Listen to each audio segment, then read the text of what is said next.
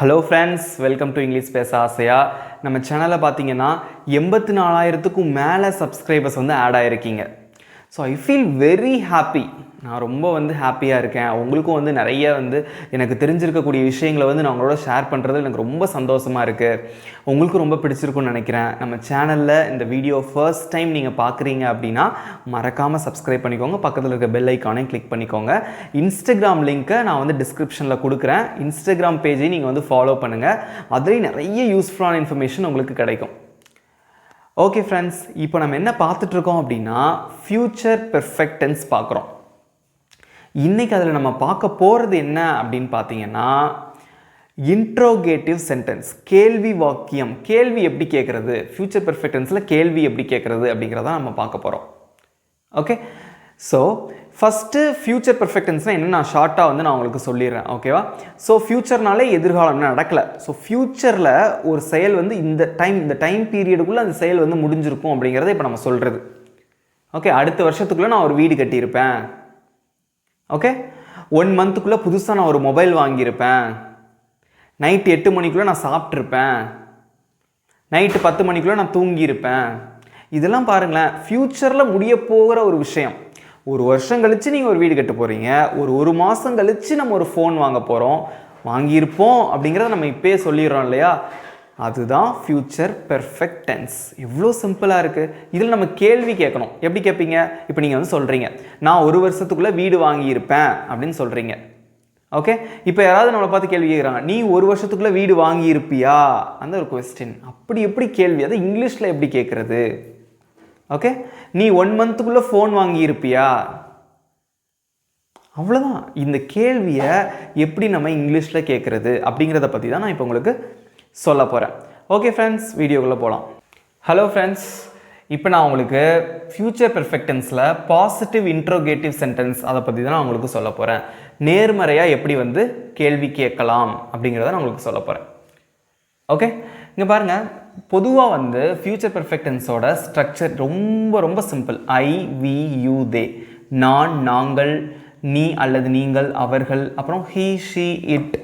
Names, அவன், அவள், அது, அப்புறம் எந்த நேம், நம்மளோட எந்த நேம் வந்தாலும் ஒரே விஷயம் ஞாபகம் வைக்க வேண்டியது, சப்ஜெக்ட்க்கு அப்புறம் வில் ஹாவ் வரணும், அதுக்கப்புறம் வெர்பு வரணும். வெர்போட 3வது வடிவம் தான் இங்கே வரணும். 3வது வடிவம் என்ன அப்படிங்கிறத நான் உங்களுக்கு ஏற்கனவே சொல்லியிருக்கேன். ஓகே, ஸோ 3வது ஃபார்ம் தான் இங்கே வரணும் அப்படிங்கிறத நான் உங்களுக்கு சொல்லியிருக்கேன். எக்ஸாம்பிளுக்கு ஒன்று சொல்கிறேன். வெர்பினுடைய முதல் வடிவம் என்னன்னா ப்ரெசன்ட். ஓகேவா? ப்ரெசன்ட் ஃபார்ம் அப்படிம்பாங்க. அதோட 2வது வடிவத்துக்கு பேர் பாஸ்ட் ஃபார்ம். அதோட 3வது வடிவத்துக்கு பேர் என்னது? Past participle. இதுதான் இங்கே வரணும். ஓகே, ஒரே ஒரு எக்ஸாம்பிள் சொல்கிறேன். ப்ளே அப்படின்னா விளையாடுறது. அதோட 2வது வடிவம் பாஸ்ட் என்ன வரும்னா பிளேடு. ஈடி சேர்க்குறீங்க, அவ்வளோதான். இதுவும் அதே பிளேடு தான். சில சமயங்களில் மாறியும், எல்லாமே மாறலாம், எல்லா வேர்டும் மாறலாம். பாருங்கள், அது எக்ஸாம்பிள் பாருங்கள். ஈட் அப்படிங்கிறது ஒரு நல்ல எக்ஸாம்பிள். கோ, இந்த ரெண்டுக்கும் நம்ம சொல்லலாம். ஈட் அப்படின்னா பாஸ்ட் ஃபார்ம் என்னது? Ate. Past participle eaten. Okay, இதெல்லாம் இர்ரெகுலர் வேர்ப்ஸ் அப்படிம்பாங்க. ஓகேவா? இதெல்லாம் பற்றி நான் உங்களுக்கு தனியாக சொல்கிறேன். ஏன்னா ஒவ்வொன்றும் மாறி மாறி. Eat, ate, eaten full spelling மாறி. இதில் பாருங்கள், ஈடி மட்டும்தான் சேர்க்குறீங்க. ஓகே, கோக்கு அதே மாதிரி தான். கோ பாஸ்ட் ஃபார்ம், அதுக்கு வென்ட்டு, பாஸ்ட் பார்ட்டிசிபிள் கான், அவ்வளோதான். ஸோ இந்த 3வது ஃபார்ம் இருக்கு இல்லையா, இது மட்டும்தான் நம்ம இங்கே யூஸ் பண்ணணும். Okay okay friends, first example நான் பாசிட்டிவ் சென்டென்ஸ் எழுதி அதிலேருந்து கேள்வி கேட்க போகிறேன். ஓகே,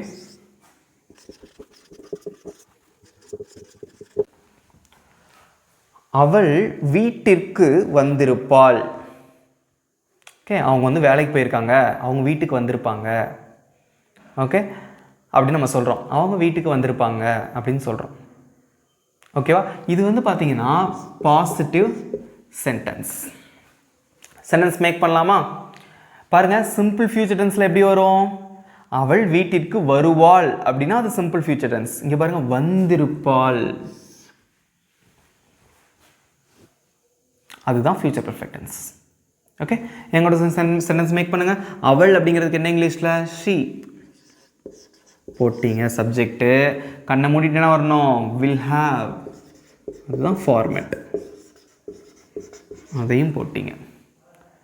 ஓகே, இதெல்லாம் வந்து என்னது ஆக்சிலரி வெர்ப்ஸ். ஓகேவா? ஷி வில் ஹாவ் வர்றதுக்கு இங்கிலீஷில் என்னது? கம் இல்லையா? இது வந்து வெர்பினுடைய முதல் வடிவம், ப்ரெசன்ட் ஃபார்ம். இதோட பாஸ்ட் ஃபார்ம் என்ன? நீங்களே சொல்லுங்கள். Come, game. அதோட மூணாவது வடிவம், வெர்பினுடைய மூணாவது வடிவம் தான் பாஸ்ட் பார்ட்டிசிபிள் இல்லையா? இதுதான் நம்ம அங்கே போட போகிறோம். கம், கேம், கம் தான். இதெல்லாம் நிறைய இடத்துல நம்ம யூஸ் பண்ணுவோம், மறந்துடாதீங்க. கம், கேம், கேம்னு வராது. Come, came, come. Past participle come தான், அதை இங்கே போடணும். பாருங்க, she will have come, அவள் வந்திருப்பாள். எங்கே வந்திருப்பாங்க? வீட்டிற்கு. இக்கு அப்படின்னு என்ன போடுவீங்க? to home. That's it. She will have come to home. அவள் வீட்டிற்கு வந்திருப்பாள். ஓகே, அடுத்தது சப்ஜெக்டை மாற்றுங்க. அவன் வீட்டிற்கு வந்திருப்பான். He will have come to home. அவர்கள் வீட்டிற்கு வந்திருப்பார்கள். They will have come to home. Okay, எனது நண்பர்கள், என் ஃப்ரெண்ட்ஸ் வீட்டுக்கு வந்திருப்பாங்க. My friends. My friends will have come to my home. என் நண்பர்கள் வீட்டிற்கு வந்திருப்பார்கள். இதே என் ஃப்ரெண்டு வீட்டுக்கு வந்திருப்பான் அப்படின்னா அது எஸ் அப்படி கட் பண்ணிக்கோங்க. என் friend, my friend will have come to home. அவ்வளோதான். ராமு, ஏதாவது ஒரு பேர் இருக்குது, ஓகே இருக்கட்டும் subject. Ramu will have come to home. இந்த மாதிரி எந்த சப்ஜெக்ட் வந்தாலும் சரி, இந்த மை ஃப்ரெண்டுங்கிறது அந்த நேமில் வந்துடும். ஓகேவா? அதனால் நீங்கள் வந்து குழப்ப தேவையில்லை. ஓகே, ஃபார்மேட் ஒன்று தான். இது பாசிட்டிவ் சென்டென்ஸ். கேள்வி கேட்கலாமா? இப்போது அவள் வீட்டிற்கு வந்திருப்பாளா? இதான கேள்வி. ஓகே, கேட்டுடலாம். அவள் வீட்டிற்கு வந்திருப்பாளா? இதுதான் வந்து நம்மளோட கொஸ்டின். ஓகே, இந்த சென்டென்ஸ்க்கு பேர் என்னது? கேள்வி வாக்கியத்துக்கு இன்ட்ரோகேட்டிவ். நேர்மறையான கேள்வி அப்படிங்கிறதுனால இதுக்கு பேர் பாசிட்டிவ் இன்ட்ரோகேட்டிவ். இதுதான் நம்ம இதில் படிச்சுட்டு இருக்கோம் இல்லையா? அதெல்லாம் விட்டுருங்க. இப்போ நம்ம கொஸ்டின் கேட்கலாம். அவள் வீட்டிற்கு வந்திருப்பாளா? என்ன பண்ணணும்? ஈஸி, ரொம்ப ரொம்ப சிம்பிள். ஆக்சிலரி வெர்ப் நமக்கு டைரெக்டாகவே இருக்குது. அதில் இந்த வில் இருக்குது பார்த்தீங்களா? இந்த வில்லை மட்டும் அப்படியே முன்னாடி போட்டுருங்க. அவ்வளோதான் கொஸ்டின். Very simple.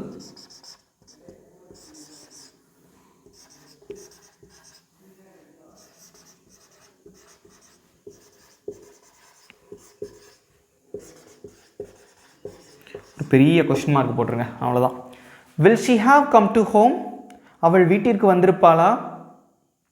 ஓகே, இதே இது அவள் ஆஃபீஸுக்கு வந்திருப்பாளா அப்படின்னா எப்படி கேட்பீங்க? ஹோமுக்கு பதிலாக office. Will she have come to office?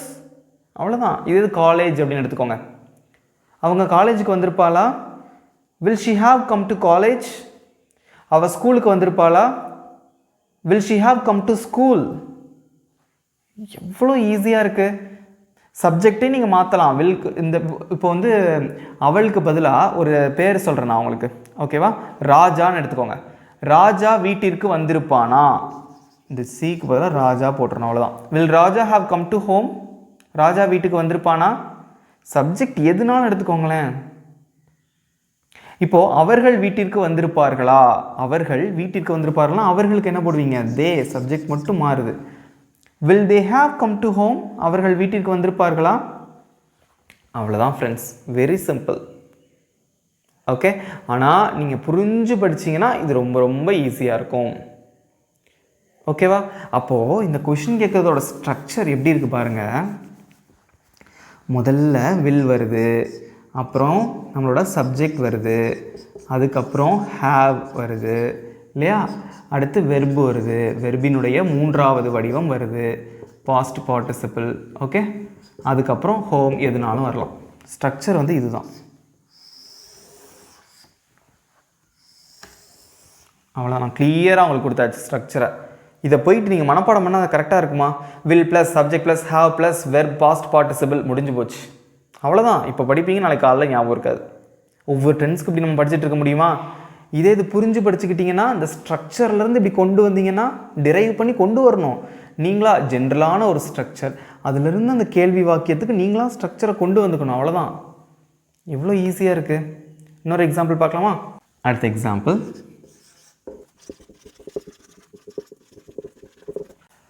அவர்கள் வேலையை முடித்திருப்பார்கள். ஓகே, அவங்க வேலையை முடிச்சிருப்பாங்க. ஃப்யூச்சரில் தான் ஒரு வேலை கொடுத்துருக்கோம், அதை வேலையை முடிச்சிருப்பாங்க, இன்றைக்குள்ளே அவங்க வேலையை முடிச்சிருப்பாங்க. ஓகே, இல்லை ஒரு மாதத்துக்குள்ளே வேலையை முடிச்சிருப்பாங்க, ஏதோ ஒன்று. அவர்கள் வேலையை முடித்திருப்பார்கள் அப்படிங்கிறதுக்கு நம்ம சென்டென்ஸ் மேக் பண்ணலாமா? ஓகே, எங்களோட சேர்ந்து ட்ரை பண்ணுங்கள். அவர்கள் அப்படிங்கிறதுக்கு என்ன இங்கிலீஷில்? தே போட்டிங்க. அதுக்கப்புறம் என்ன வரணும்? சப்ஜெக்டுக்கு அப்புறம் வில் ஹாவ், ஆட்டோமேட்டிக்காக அதை போட்டுடணும். they will have வெர்பு வரணுமா? வெர்போட மூணாவது வடிவம் இங்கே என்னது? முடிக்கிறது, ஃபினிஷ் பண்ணுறது. ஓகே, ஃபினிஷ் பண்ணுறது, வேலையை முடிக்கிறது, ஃபினிஷ். ஓகேவா? நான் லாஸ்ட் வீடியோலேயே உங்களுக்கு சொல்லியிருந்தேன் இந்த வெர்பு ஃபினிஷ் அப்படிங்கிறதோட மூன்றாவது வடிவம். இது வந்து முதல் வடிவம் ப்ரெசன்ட் ஃபார்ம். ரெண்டாவது என்ன வரும்? ஃபினிஷ்டு, அதோட இடி சேர்க்கணும். மூணாவது பாஸ்ட் பார்ட்டிசிபிள் தான் நமக்கு வேணும் இல்லையா, அதுவும் ஃபினிஷ்டு தான். ஃபினிஷ்ங்கிறதா நம்மளோட வெர்பு, அதோட மூணாவது வடிவம் ஃபினிஷ்டு, இடி சேர்க்கணும். ஓகே, போட்டுடலாமா? இது ஏன் நான் உங்களுக்கு ஒவ்வொரு தடவை எழுதுறேன்னா அப்போ தான் நமக்கு நல்லா ஞாபகம் இருக்கும். அந்த மூணாவது ஃபார்ம் அப்படிங்கிறது மறக்காது. யார் கேட்டாலும் நீங்கள் ஈஸியாக எக்ஸ்பிளைன் பண்ண முடியும். தே வில் ஹாவ் ஃபினிஷ்ட், அவர்கள் முடித்திருப்பார்கள். எதை முடிச்சிருப்பாங்க அவங்க? Work. They will have finished work. அவர்கள் வேலையை முடித்திருப்பார்கள். ஓகே, இப்போ கொஸ்டின் அப்படி கேட்பீங்க, அவர்கள் வேலையை முடிச்சிருப்பாங்களா, அவங்க வேலையை முடிச்சிருப்பாங்களா கேட்போமா? அதான் question.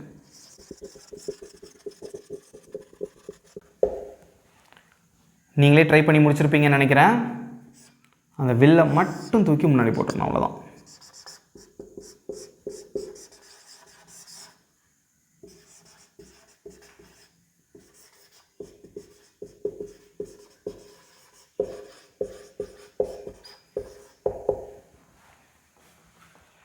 will they have finished work? அவர்கள் வேலையை முடித்திருப்பார்களா? அவ்வளோதான். இந்த வில்லை மட்டும் முன்னாடி கொண்டு வந்துடுறீங்க, ஹாவ் அங்கேயே இருக்கட்டும். ஓகே, இப்போது நீங்கள் வந்து சப்ஜெக்டை நான் மாற்றி சொல்ல போகிறேன். ஓகேவா? இப்போ வந்துட்டு ராமு வேலையை முடிச்சிருப்பானா அப்படின்னு கேட்கணும். ராமு வேலையை முடிச்சிருப்பானா? தேக்கு பதிலாக ராமு, சப்ஜெக்ட் மட்டும்தான் மாறும். will Ramu have finished work? Ramu வேலையை முடித்திருப்பானா?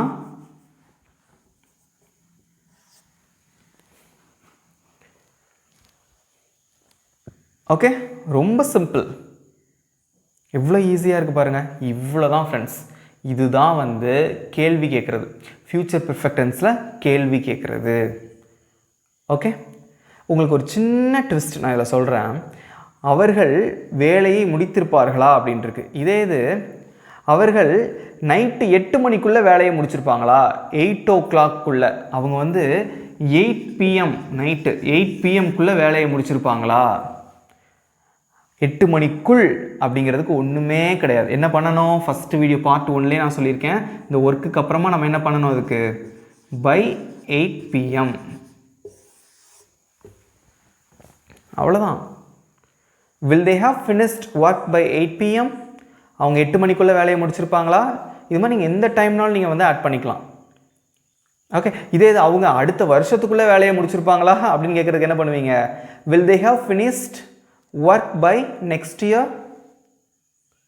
அவங்க அடுத்த மாதத்துக்குள்ளே வேலையை முடிச்சிருப்பாங்களா அப்படின்னு என்ன கேட்பீங்க? will they have finished work by next month? அவங்க அடுத்த வாரத்துக்குள்ளே வேலையை முடிச்சிருப்பாங்களான்னு என்ன கேட்பீங்க?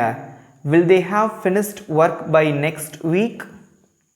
இவ்வளோ தான். இங்கிலீஷுங்கிறது புரிஞ்சு படிச்சுக்கிட்டோன்னா எவ்வளோ ஈஸியாக இருப்பாருங்க. அந்த 8 மணிக்குள், அடுத்த வாரத்துக்குள் அப்படிங்கிறதுக்கு என்ன பண்ணுறீங்க?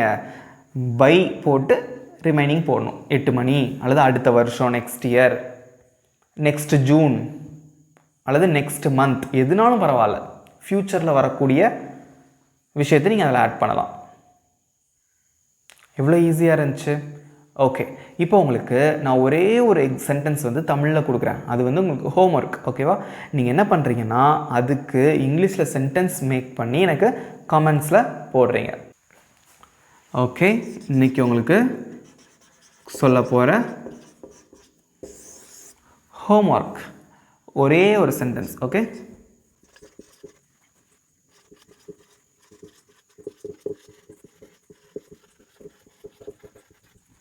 ராஜா அடுத்த மாதத்திற்குள் ஒரு வீடு வாங்கி இருப்பானா? இதுதான் ஃப்ரெண்ட்ஸ், அடுத்த மாதத்திற்குள். இது நான் என்ன சொன்னேங்கிறத யோசித்து இந்த ஃபுல் சென்டென்ஸ்க்கும் இந்த கேள்வி வாக்கியத்தை அப்படியே நீங்கள் இங்கிலீஷில் சென்டென்ஸ் மேக் பண்ணி கமெண்ட்ஸில் போடுங்க, நான் செக் பண்ணுறேன். ஓகே ஃப்ரெண்ட்ஸ், எவ்வளோ ஈஸியாக இருந்துச்சு இந்த ஃப்யூச்சர் பெர்ஃபெக்ட் டென்ஸில் நம்ம கேள்வி கேட்குறது. இவ்வளோதான். கஷ்டமாக இருந்துச்சா? இல்லை. ஆனால் அதுக்கு நம்ம என்ன பண்ணணும் அப்படின்னா ப்ராக்டிஸ் பண்ணணும்.